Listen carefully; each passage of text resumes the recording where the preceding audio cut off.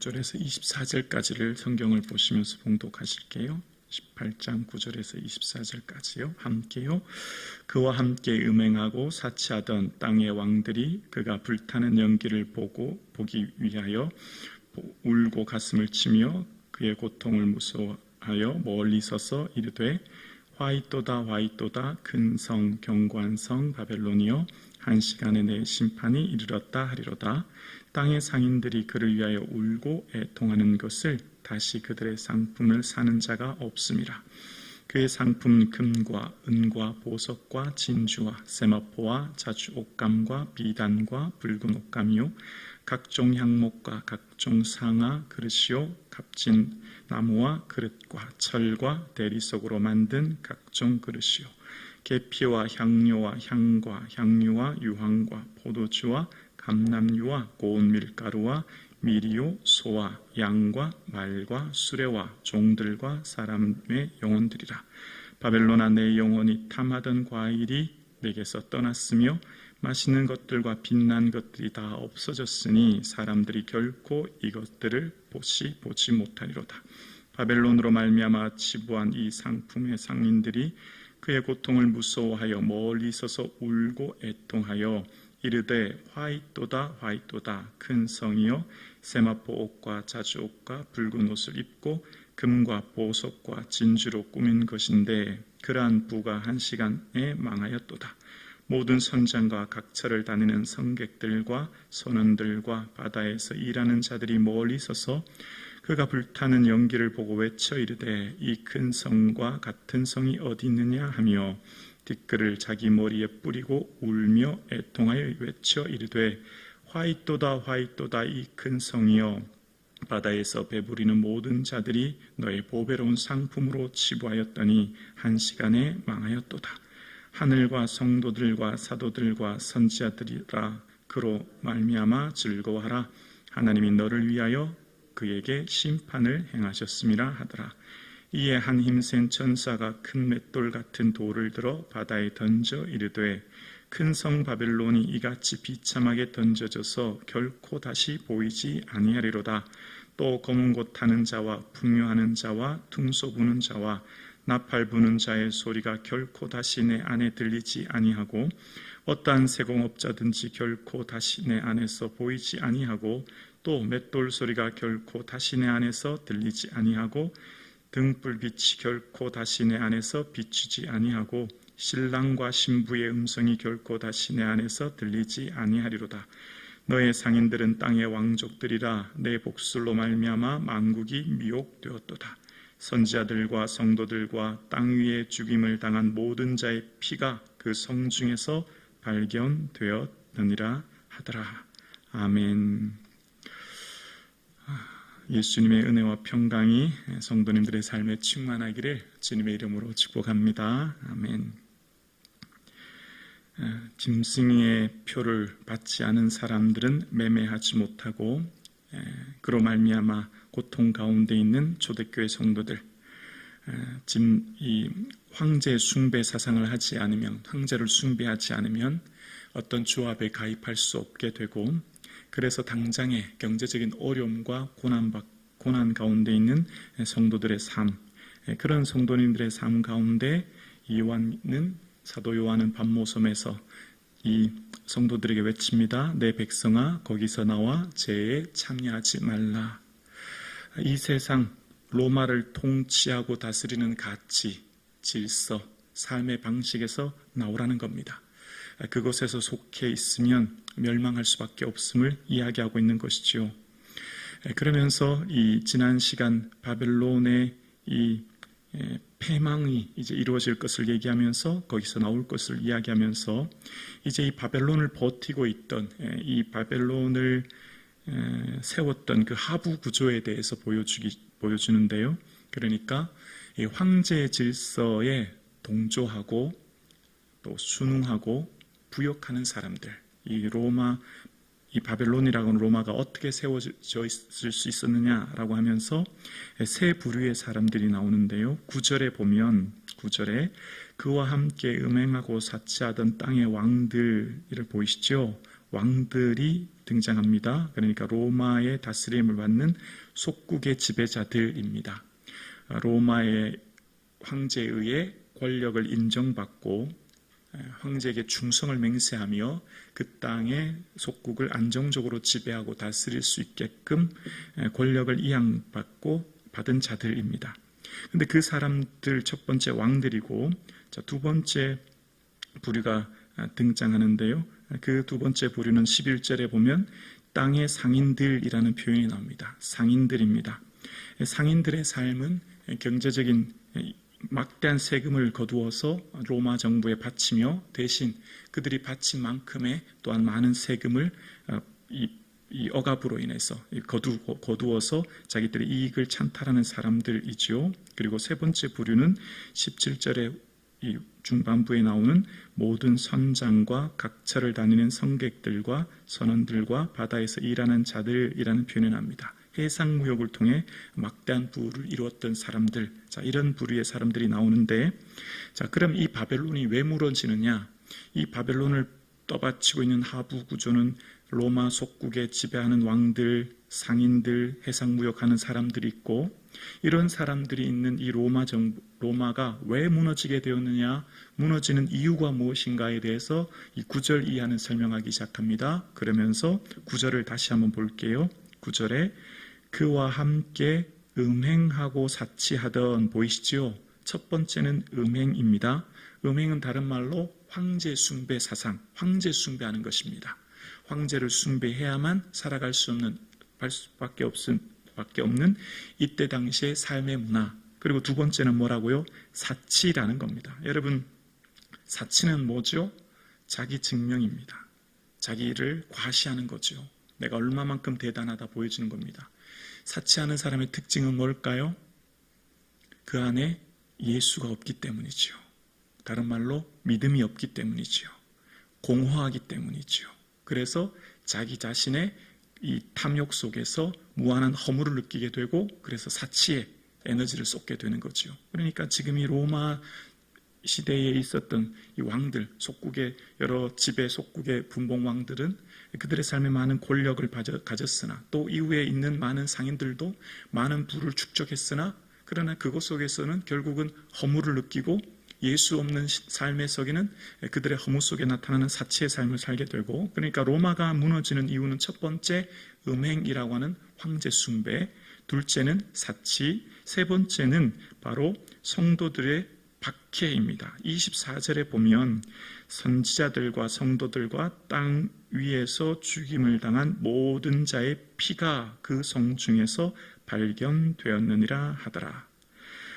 지난 6장에 기억나시지요? 대주제여 우리 피를 갚아주지 아니하시기를 어느 때까지 하시나이까? 순교자들의 그 탄원, 탄식 가운데 있는 그 상황 가운데 하나님은 이 바벨론이라고 하는 로마는 그 순교자들의 탄원, 그 성도들의 탄원으로 인해서 결국은 무너지게 될 것임을 이야기합니다. 그러면서 이제 다시 한번 왕들의 모습의 최후의 모습, 이 바벨론은 영원할 것 같은 바벨론이 어떻게 무너지는지를 9절 10절에 볼게요. 그와 함께 행하던 사치하던 땅의 왕들이 그가 불타는 연기를 보고 위하여 울고 가슴치며 10절 그의 고통을 무서워하여 멀리 서서 이르되 화이또다 화이또다 큰 성 견고한 성 바벨론이여 한 시간에 내 심판이 이르렀다 하리로다. 영원할 것 같은 견고한 성, 이때 당시 가장 강대국 아닙니까? 세계 전부를 다스렸다고 해도 과언이 아닌, 마치 이때 당시 그리스도인들은 어디를 가든지 다 로마 땅이었을 거예요. 전 세계를 지배했으니까 말입니다. 그런데 이 견고한 성 바벨론이 어떻게 무너져요? 한 시간에 신속히 급박하게, 그리고 그리 오래 가지 않을 것임을, 이 한 시간이라는 표현은 오늘 본문 10절 또 17절 19절에 계속해서 한 시간이라는 표현이 나옵니다.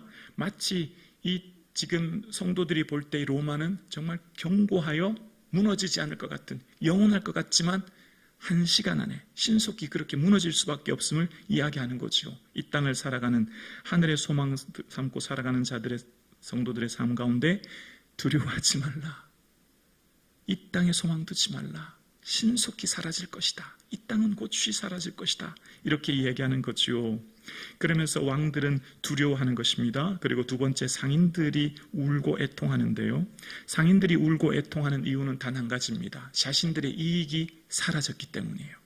로마가 무너짐으로 로마에서 자신들의 이익이 사라졌기 때문인데, 근데 상인들의 모습, 그 상품의 29가지가 12절에 나와요.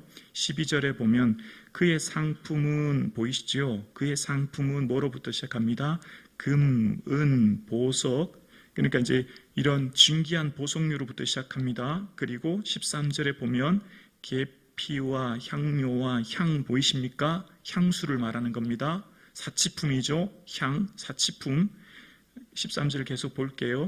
향과 향유와 유황과 포도주와 감람유와 고운 밀가루와 미리오, 소와 양과 말과 수레와 뭐죠? 마지막에 보세요. 종들과 사람들의 영혼들이라. 자, 여러분, 인생을 살아가는 생필품, 아주 중요한 생존에 필요한 밀, 소, 양 이런 거는 꼭 필요하겠죠. 인간의 생존에 필요한 것이니까요. 그런데 지금 앞구절에 나온 금, 은, 보석류, 또 향수, 향유, 향 같은 것은 사치품인데, 자 보세요. 그 사치품을 위해서 지금 이 상인들은, 그러니까 로마를 떠받치고 있는 하부 구조에 뭐가 있냐면, 종들은 뭐죠? 노예를 말하는 거예요. 노예. 노예는 뭐예요? 동일한 인간으로서의 인권이 유리된 채 매매의 대상이 되는. 그러니까 지금 이 땅에 로마가 다스리고 있는 이 땅에 사람들이 매매되고 있는 상황, 한 사람의 인권이 처차게 짓밟히고 유린당하는, 억압당하는 상황. 이 로마를 떠받치고 있는 게 뭐라고요? 노예라는 거예요. 그러니까 이런 사치품 때문에 다른 사람의 목숨을 짓밟고 인권을 유린하고 고통스럽게 하는 것, 이런 사회가 지금 로마 사회라는 것을 이야기하는 것입니다. 하나님이 이 로마가 무너뜨리게 하는 것은 뭐 때문이라고요? 사치요.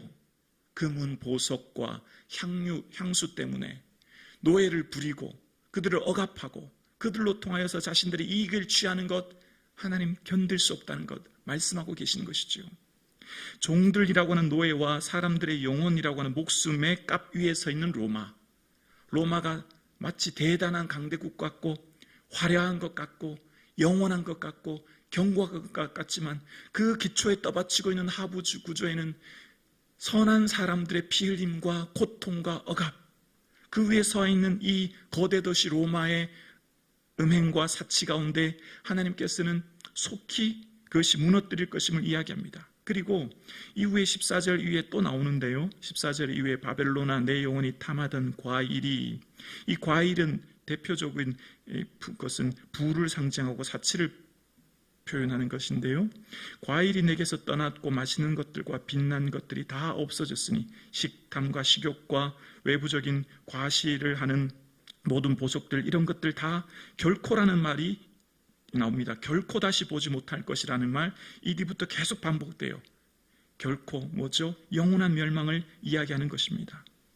그래서 이 땅을 살아가고 있는 성도들의 삶 가운데 고통과 눈물과 아픔 속에 있는 순교자들, 여러분, 이때 당시 소아시아의 작은 무리들, 예수 믿는 무리들, 그 사람들이 볼 때 로마는 영원할 것 같고 로마가 이 세상 전부일 것 같은데 어떻습니까?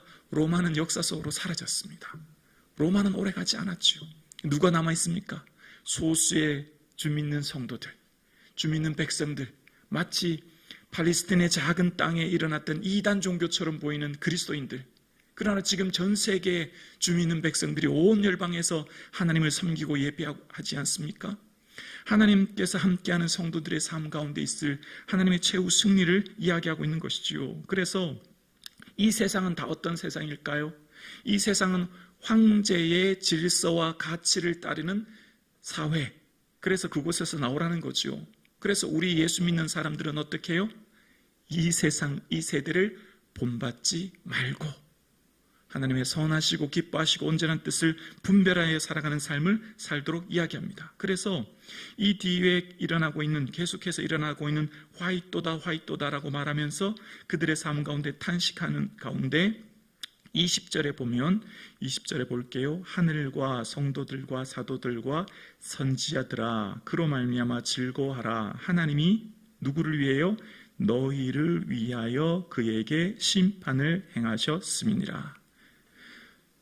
대주제여, 우리 피를 갚아주지 아니하시기를 어느 때까지 하시나이까? 하나님 앞에 기도하고 하나님 앞에 간구하고 하나님 앞에 울부짖었던 그 기도 하나님 기억하사 하나님께서 그들을 위하여 이 땅에 심판이 있을 것임을 이야기하고 있는 것을 오늘 본문은 이야기하고 있는 거예요. 오늘 함께 예배드리시는 저와 여러분의 삶에 하나님 앞에 기도하는 모든 기도가 기억나시죠? 우리의 향기는 금 대접에 담겨져서 천사들의 손에 담겨져서 하나님 앞에 들려 올려지는 거룩한 향기인 줄로 믿습니다. 기도는 사라지지 않아요. 아멘이십니까? 기도는 결코 사라지지 않아요.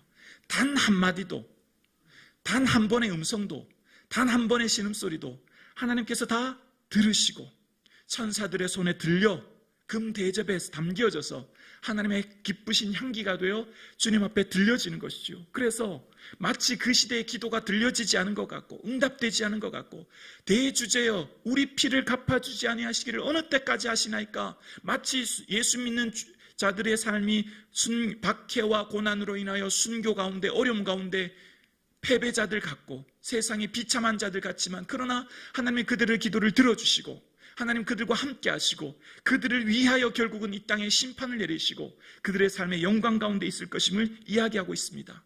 오늘 함께 예배드리시는 저와 여러분, 우리의 삶 가운데 이 세상을 다스리고 있는 파라오의 질서, 이 세상에서 통치하고 다스리는 이 세상의 가치와 질서를 따르지 않는 그리스도인들의 삶은 말씀을 붙들고 말씀의 가치 안에 세상의 가치를 따르지 않고 예수 믿는 주 믿는 백성들로서 주님만을 우리의 삶의 주인으로 고백하며 오늘도 예배하고 기도하는 모든 것 주께서 우리의 기도를 들어주시고 우리의 모든 수고와 헌신을 기억하사 놀라운 은혜를 내려주실 줄로 믿습니다. 세상은 사치합니다. 왜요? 예수 없기 때문입니다. 예수가 그 안에 없는 인생은 사치하고 자신을 증명하고 자신을 드러내며 살지만 예수 그리스도를 주로 고백하는 삶, 비록 세상의 사람들이 어떻게 평가하든 세상의 사람들이 어떻게 말하든 우리 주 예수 그리스도의 기쁨되는 이 하루 될 수 있기를 주님의 이름으로 축원합니다.